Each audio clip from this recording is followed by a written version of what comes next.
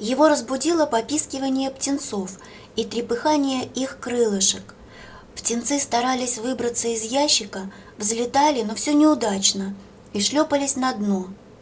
Серое утро слабым светом проникало в палатку, и на одной из ее стенок прямо перед глазами сидели два напившихся крови комара.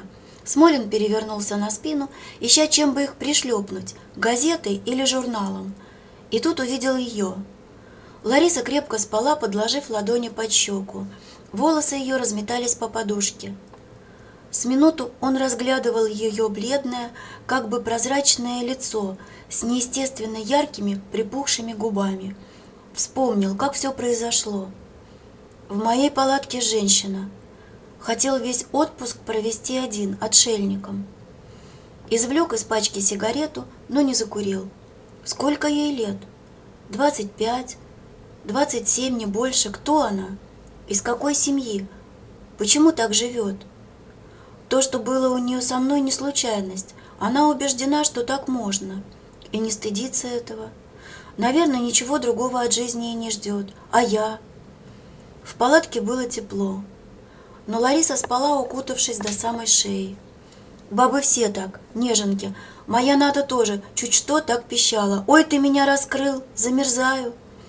По привычке он все еще называл ее моей. Вспомнил Лену, ту настойчивость, с которой девушка старалась увести его к себе. Это она своей болтовней о женихах раздразнила меня. Вот и получай.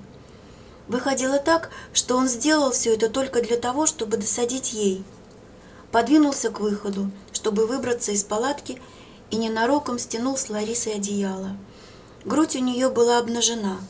Тонкие скрещенные руки с трогательной беспомощностью прикрывали ее.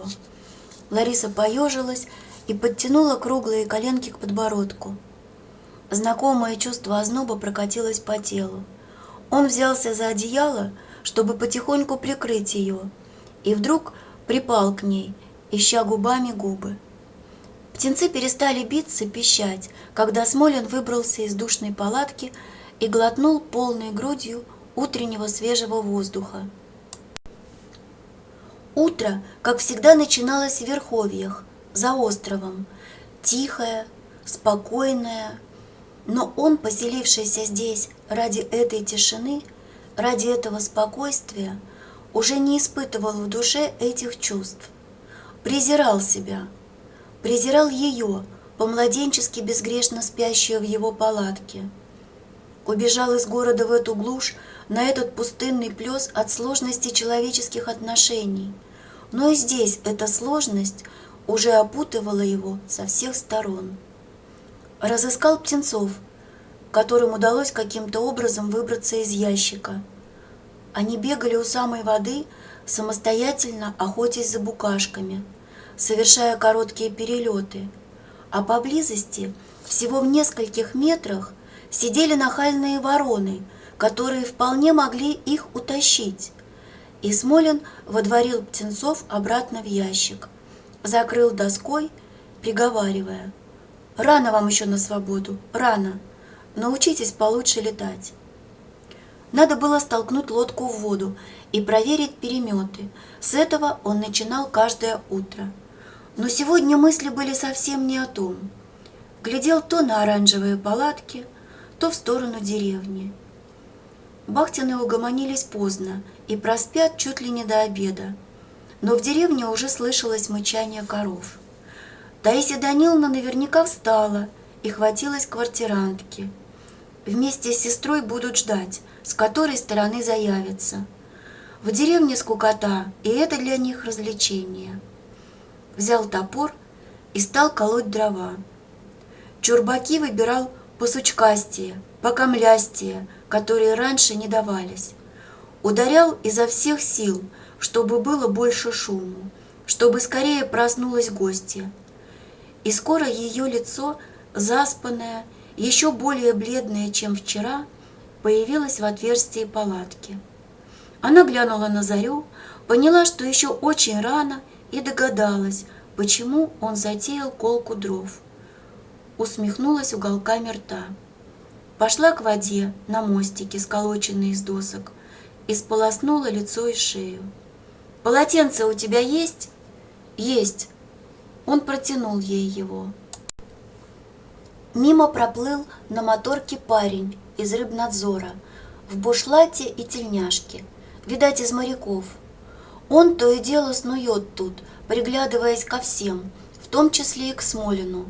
По правилам ли рыбачит, не браконьерствует ли, но ни разу еще не подвернул к нему, не проверил снасти. «Я прошу тебя больше ко мне не приходить», — хмуро произнес Смолин. Лариса, утирая полотенцем лицо, приоткрыла один глаз, глянула на Смолина весело, с любопытством. «Как знаешь», — ответила, — «тебе это нужнее, не мне. Вижу, измаялся мужик. Дома у тебя, видать, неладно? Да и здесь с этой дивой ты не скоро кашу сваришь. Не твое это дело. Конечно, не мое». Его слова ничуть не обидели ее. Вновь выколотила туфли о лодку и надела их, хотя они тут же наполнились песком. «Я потому так сказал», — извиняющимся тоном заговорил Смолин, — «что скоро снимусь отсюда». «Что так?» «Хватит, пожил». «Если из-за меня, так не стоит». Лариса отыскала в палатке кофту и накинула ее на плечи. «А сладко спать у реки. Воздух совсем не тот, что в стенах. Густой, сытный. И мало спала, да выспалась. Уж очень ты беспокойный», — ухмыльнулась, наклонив голову и поглядывая на него игриво. «А так-то, мужик, ничего. Такого неплохо бы и навсегда заиметь». Смолин промолчал и снова взялся за дрова. «Да перестань, проснулась и уйду, никто не увидит». Но Лариса не торопилась уходить. «Скатал бы ты меня в город, а?» — просительно заговорила она. «На выходные. Развлек бы, а? Одурела я тут от стариков с их болезнями, да еще от деревенской еды. 3 раза в день, и все молоко аж воротит от одного вида. Посидели бы в кафе или в ресторане, где музыка, где потанцевать можно. Может быть, и свожу. Правда? Правда». Говорить становилось не о чем.